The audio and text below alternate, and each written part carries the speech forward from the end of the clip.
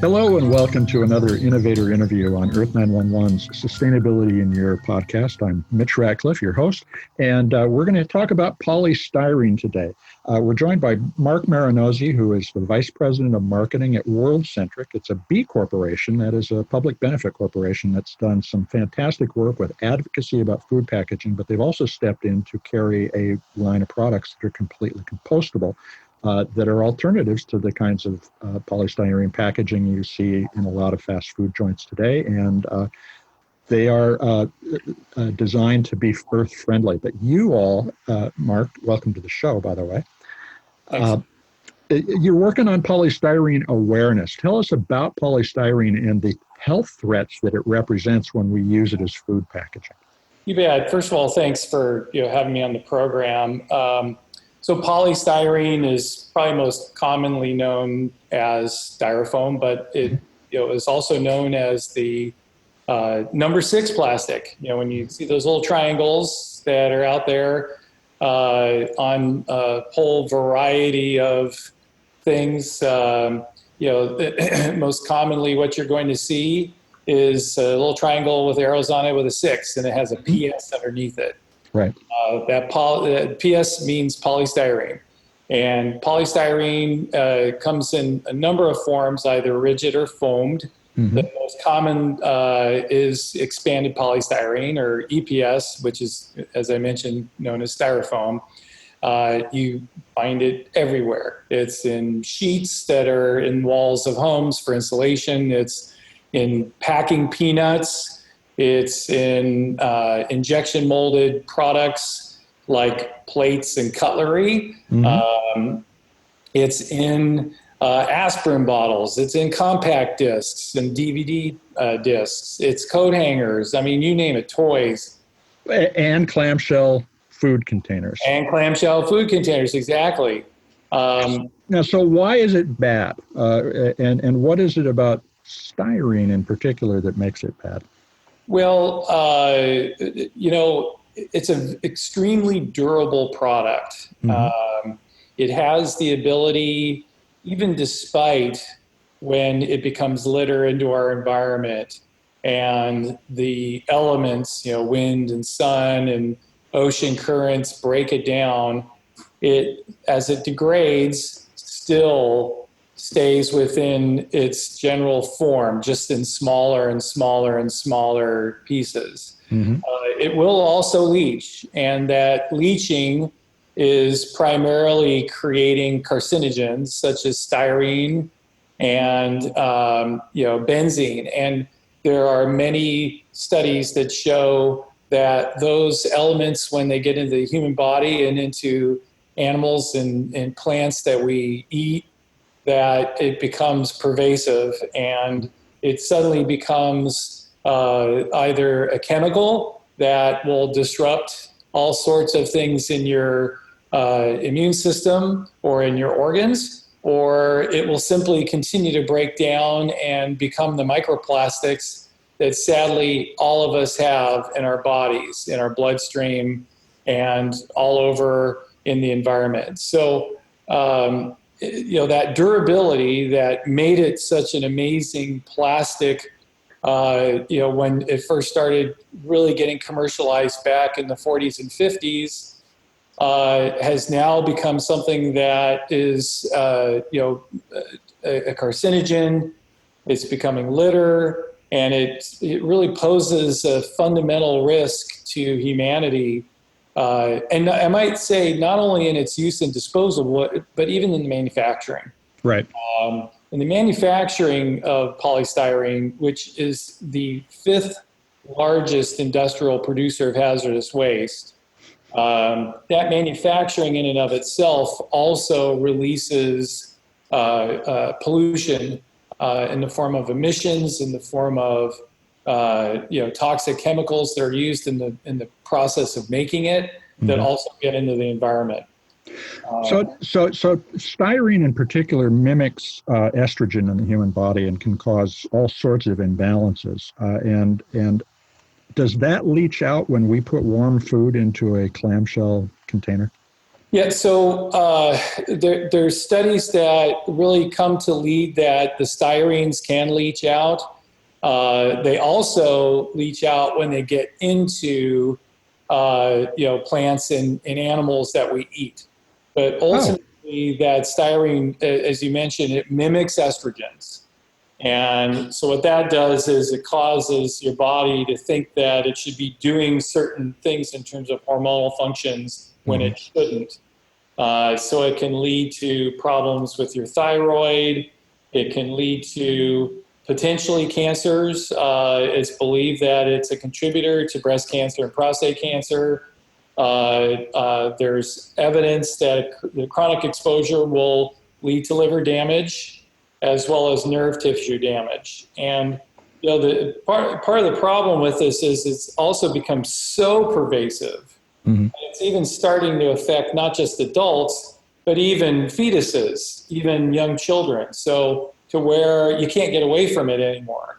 The microplastics and the chemicals are literally background noise, so to speak, everywhere.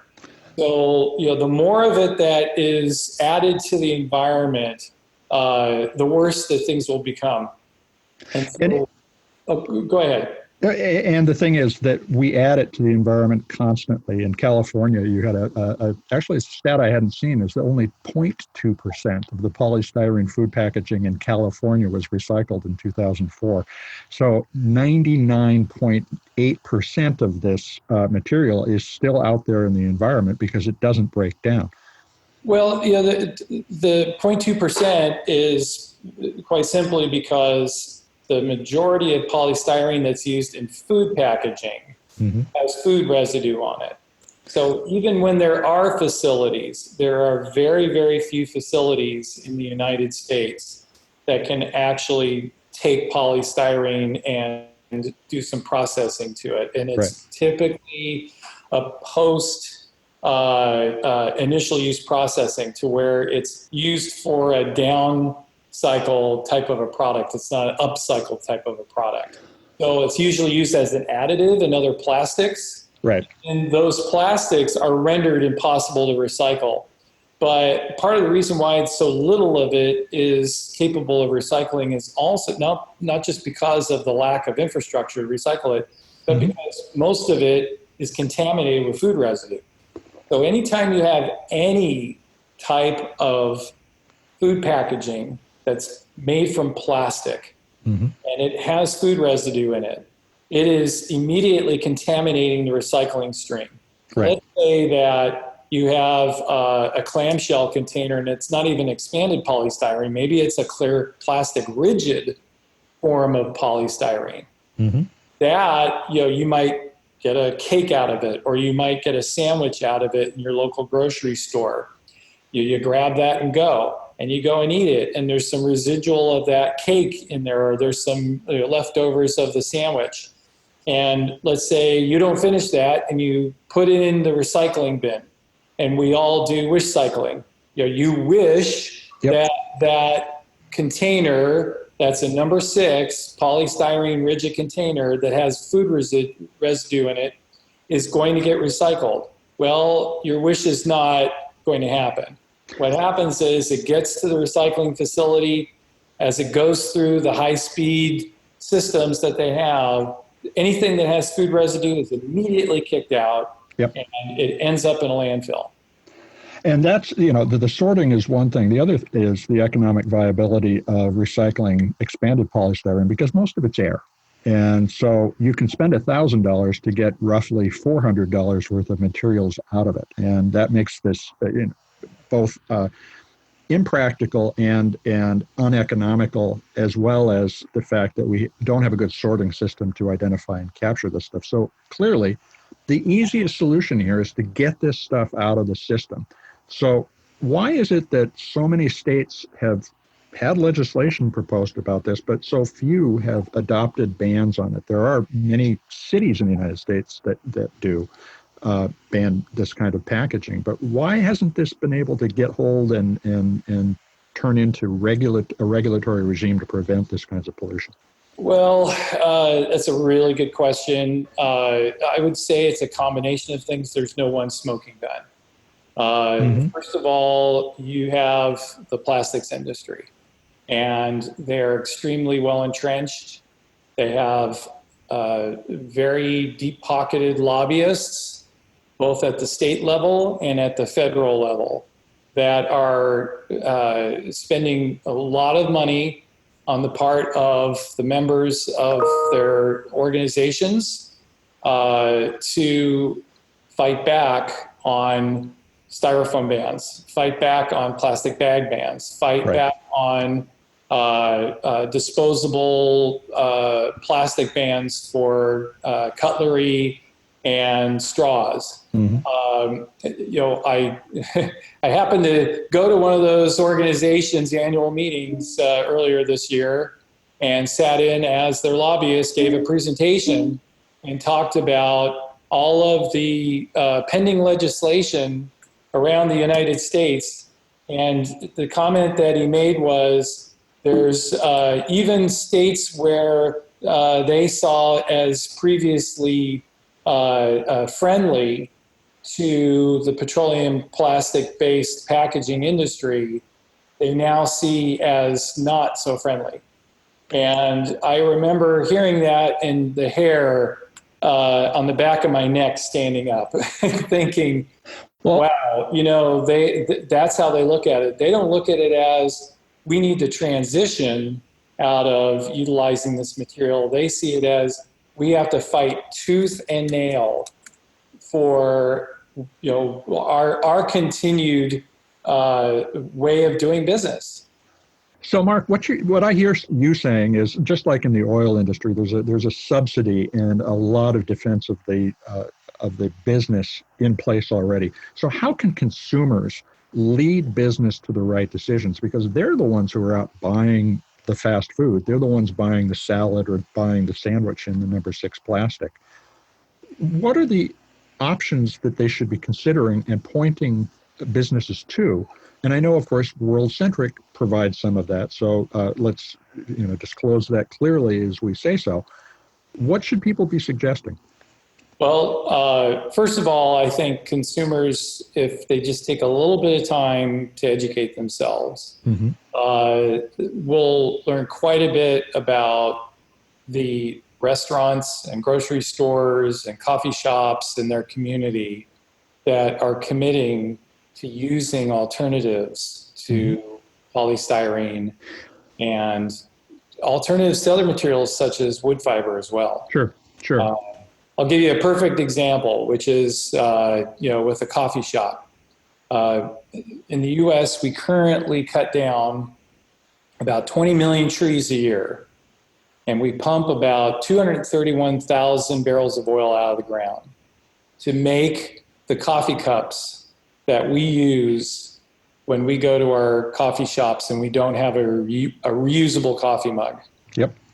And that's for typically, on average, about 20 to 30 minutes of enjoyment of your coffee. And then you're throwing that away. And that creates a huge amount of waste. Now, that waste, a lot of people feel are coffee cups that they can throw in the recycling bin, and they can't, because that oil that you pumped out of the ground is used to make the linings in those coffee cups that allow them to be water resistant. And those linings are fused to the paper.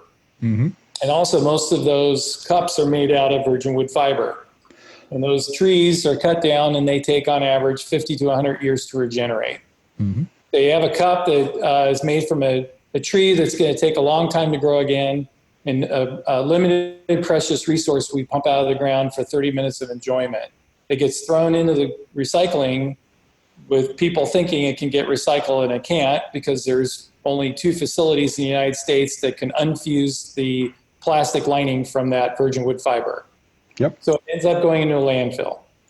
So consumers, if they just have that little piece of knowledge, can then say, all right, I'm either going to bring a reusable mug, or if that's inconvenient for me, I'm going to frequent coffee shops that are committing to using compostable coffee cups. Compostable lids. And they can use that action to advocate for change. And let's be clear, now those lids can be clear or white plastic, but they can still be compostable. A lot of people see plastic and they assume that lid is not going to break down. But what, and this is the question that the consumer should be aware of, is what is that called? What should they ask for? What is that material called? Well, they should say, hey, when they walk in the coffee shop, they should ask for compostable food serviceware, a compostable cup and lid. And typically that lid is made out of what's called PLA, or plant-based plastic. So they can simply say, hey, do you use plant-based materials? Plant-based plastics and plant-based cups are made from renewable agricultural feedstocks. And what that means is it's typically made out of, in the case of those plant-based plastics, either sugar beets or cassava or corn. And it's the agricultural byproduct. It's not the actual corn that we eat for human consumption. Right. And in the case of with the fibers for the cup, they're typically made out of either sugarcane or bamboo fiber, which have fiber that's very similar to wood fiber. In fact, some would argue it's even more durable than wood fiber. But it only takes those things months rather than decades to grow. And the corn is equally rapidly renewable. Sure. So you're using renewable feedstocks, number one. Number two is you're using quite often materials that either were burned, thrown away, or used at a lower end use. So for example, sugarcane, once you press sugarcane to make sugar, the bagasse, as it's called, the waste, was taken and burned. And that would create emissions that were not necessarily good for the environment. Right. Instead of doing that, you can create a pulp out of it and make a cup out of it. And that keeps the wood fiber out of the disposable food service use stream. And it also, in the case of the plant-based plastic, keeps you from using petroleum-based products. Now, go ahead. Last thing I'll point out is that it takes less energy to produce plant-based materials than it takes to produce the petroleum or wood fiber-based materials. The statistics that we like to quote are that it takes about 2/3 less energy to make the fiber parts of our products, like the cups and the plates and bowls and containers, than it takes to just make one polystyrene foam plate. And it takes about half of the energy to make a plant-based utensil versus a polystyrene utensil. So that means less energy, less CO2 and greenhouse gases emitted into the atmosphere. And that's also good for the environment. So you always have to look at the beginning of life and the end of life. So when your consumers walk into that coffee shop and they're asking for a compostable, they're not only asking to see whether or not they have compostables that could compost down into soil, but they're also asking if they have compostables because they have a benefit at the beginning of the manufacturing process as well. And in talking with coffee shop owners, for instance, that have made the investment in moving over to compostable cups and reducing their reliance on plastic and wood across the board, they report that it may cost them a little more initially to make the change, but in the long term, because they're actually getting more business and people are appreciative of their efforts, their business grows in response to that.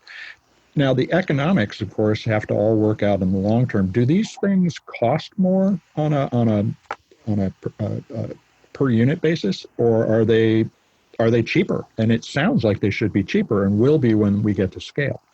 Yes, when World Centric started selling compostable food serviceware, they were more expensive. And you had really adopters, you had pioneers that were willing to put their stake in the ground and say, I don't care how much it costs. I am committed to this. And those early pioneers really helped get things going to where then the coffee shop down the street all of a sudden started getting some of the business getting poached away from them because some of their customers were going to that coffee shop that was committing to being more sustainable. Right. Well, that coffee shop that was losing the business would then start coming to us and saying, okay, we need to get on board this train. And so then they started utilizing compostables as well. And that kept growing and growing to where now you have some of the bigs, as I like to call them, the really big companies that are looking at all this and going, boy, we used to see those guys as ankle biters. Well, we don't anymore because they're stealing a lot of our business away because of the quality of their coffee, how they source their coffee, the quality of their food serviceware, that they're using compostables. And then suddenly they're saying, wow, we better start making change. To where now you're starting to see large coffee chains, large quick serve restaurants, large fast casual restaurants that are also making the change. Or new ones that are coming up, and they're simply saying, hey, we're not going to go down the path of using polystyrene. We're going to start with compostable materials. That would be, a lot of the newer restaurants, restaurant chains, and some of the newer coffee chains as well that you see that are coming online over the past 5 to 10 years. And it's really, again, where the consumer is voting through their pocketbook. They're saying, I'm going to walk down the street, pay a little bit more money, but I know I'm doing the right thing. I feel good about that. And I'm also trying to make changes in little ways. They may not be able to put solar paneling on their roof right away.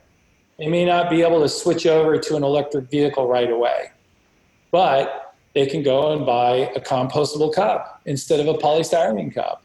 And despite many of the arguments that we can't make a difference when we make these small choices, they add up. And what you've described is an environment where the consumer is doing better for themselves, their family, and the planet, but the business is going to make more money along with expending fewer resources to do it. And that's the change that we actually have to commit to here, is to reimagine the entire system. Now, World Centric started as an advocacy group, and you give 25% of your revenue to various causes. Tell us a little more about the company and how it got here. Did it start with a realization that food packaging was the problem? What's the history of World Centric? You bet. So our founder and still CEO, Asim Das, started the company in 2004. Prior to that, Asim was an artificial intelligence software engineer in Silicon Valley.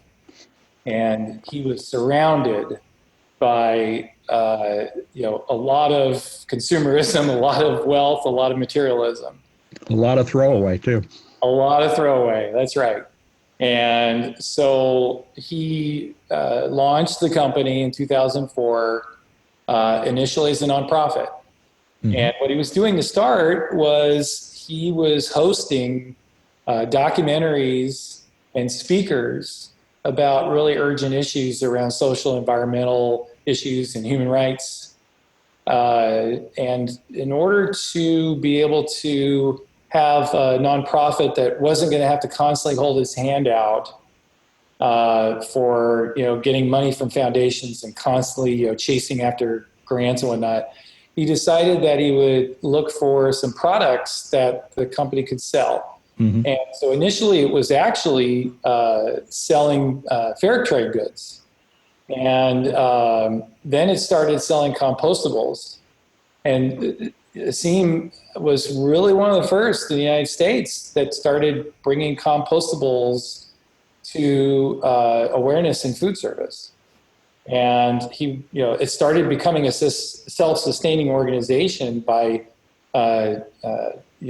those purchases, to where by the time that 2009 came rolling around, the company, the nonprofit, was going so well around the sales that it was taking so much time up that he decided to convert over and become a certified B Corp and also a California Benefit Corporation in 2015. In order to be able to continue to fulfill the mission of identifying and helping urgent global grassroots social environmental programs. And so when it flipped over to becoming a for-profit B Corporation what Asim put in place was that the company would commit to giving at least 25% of its net profits to these global grassroots programs. And then he started working with an organization out of San Francisco called Lift Economy. Mm-hmm. And then we've started building up our own internal impact program support to where we vet proposals for individual projects that come to us from a variety of different organizations around the world. And then every year we fund a certain number of those projects that come from shortlisted nonprofits. So last year, for example, through our 25% of our net profits, we funded 22 projects that came from 10 nonprofits. And those nonprofits run the range. They're doing everything from providing clean drinking water in the Bidi Bidi refugee camp, which is the second largest refugee camp in the world, to helping to bring K through 12 education to some of the poorest of the poor children, especially girls in the slums of Mumbai and in Haiti. Mm-hmm. We're also helping to do community building in basically bringing trainers in that help small businesses get up and running, very small, through microloans and through helping communities to learn how to get and start up and create thriving small businesses. There's all sorts of projects that we get involved in. That's is one that I have a soft spot with. We've been planting hundreds and hundreds of thousands of trees in Africa and in Haiti. And needless to say, because of the recent hurricane, I'm sure we're going to be doing even more of that in the years to come to try to help reforestation and help some of the devastation that occurs when these natural disasters come about as a result of climate change. Well, Mark, this is fascinating, and it's obvious that if you want to support good food packaging, this is a way not only to do that, but to extend the money you spend to good projects around the world. So folks, check out worldcentric.com. And we've been talking to Mark Marrinozi, who is the Vice President of Marketing for World Centric. We'll be back with another episode of Sustainability in Your Ears soon. Thanks very much for listening.